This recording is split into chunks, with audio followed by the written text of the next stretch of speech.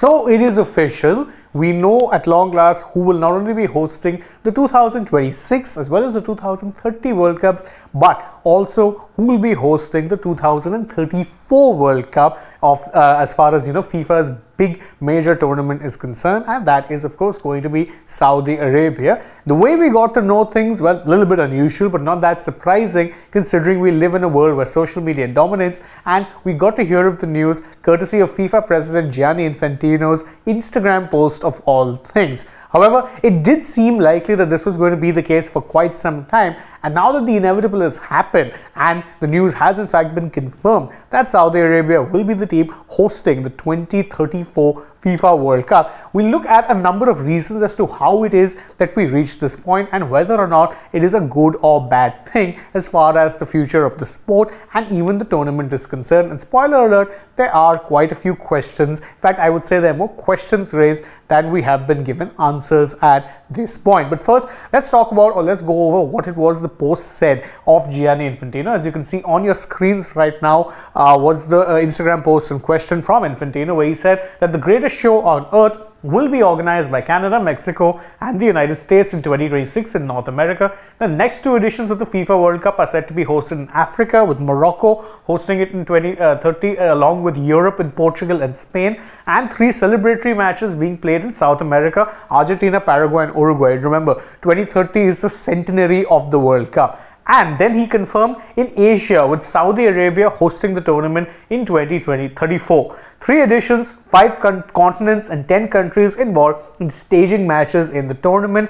That's making football truly global. Now, again, you can understand why it is that Infantino is taking such a celebratory tone, because if you're looking at it the way he's presented it, he's absolutely right. There's so many continents and countries that are involved in hosting the FIFA World Cup that it can lay claim to being one of the few proper global sports that enjoys popularity wherever it is you go. And FIFA rules are such that once one confederation hosts an edition of the World Cup, they cannot be allowed, or they will not be allowed to host another edition for at least 12 years. Means that 3 editions must pass before that same confederation gets to host the FIFA World Cup again, which is why 2022 was when the Qatar World Cup was hosted, and that's why you're seeing only in 34 will the next edition be held in Asia once again. That's the good news part.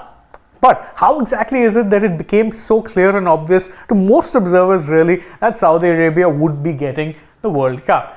Well, if you look at it, there were a couple of major reasons. First being that there really were only 2 bids made early on for the FIFA World Cup in 2034. 2034 had exactly 2 bidders in mind. There was Australia and there was Saudi Arabia. Now, in case you're wondering how it is that Australia doesn't count as an Oceania bid, the reason being is that Australia is represented by FIFA, or they take part under FIFA membership when it comes to international football. So they are part of the AFC Asian Cup as well, and even for the World Cup they play the Asian teams to qualify. However, Australia did end up pulling out of the race. They expressed their interest, but then it didn't actually materialize into becoming an official bid. However, Saudi Arabia had put in an official bid, and because the only other interested nation, let's say, pulled out of the race, then it simply became a case of Saudi Arabia being the sole standing survivor and getting it almost by default. And if you think it seems too good to be true, well, then the reason for that being is that it probably is. Remember, FIFA has actually relaxed their rules for Saudi Arabia to be able to host the World Cup in the first place. You remember that if you have to be a nation hosting the World Cup, you need a minimum number of tournaments, at least 8, or minimum number of stadiums rather, at least 8 stadiums in the country to be able to properly host the tournament. However, with the 2034 bid, the rule was relaxed to the point where they said that if you have even just 4 good stadiums, then you can, let's say, host a tournament. The reason given for this was that it's a way to, let's say, allow less developed nations to be a part of this. But we know that Saudi Arabia is flush with oil money and therefore it shouldn't really have been a problem for them, but it's why it was done anyway.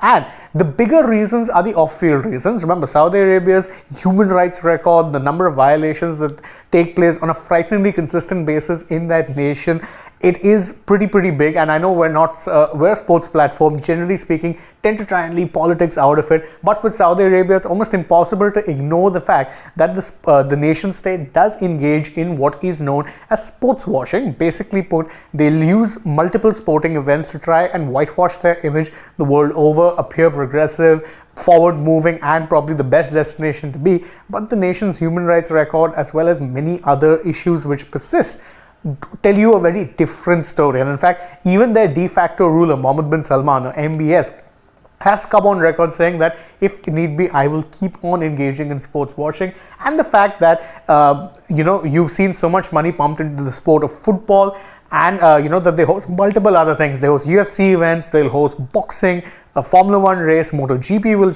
show up soon. So don't forget that Saudi Arabia also pretty much disrupted the sport of golf by starting the Live Golf series. So all of these things really add up and does show you that Saudi Arabian influence is growing, thanks in no small part to the amount of money they're putting in. And it is pretty weird, but not at all surprising, that FIFA also gave in. After all, this is the same FIFA that has previously been pulled up for multiple corruption charges. You remember that happened in 2010 when the FIFA World Cup was hosted in South Africa and eventually led to the downfall of one Sepp Blatter. So it's not a new thing, but it still leaves a very bitter taste in the mouths of few. Of course, if you're one of those who only wants to enjoy the World Cup, then you're probably not going to care that much.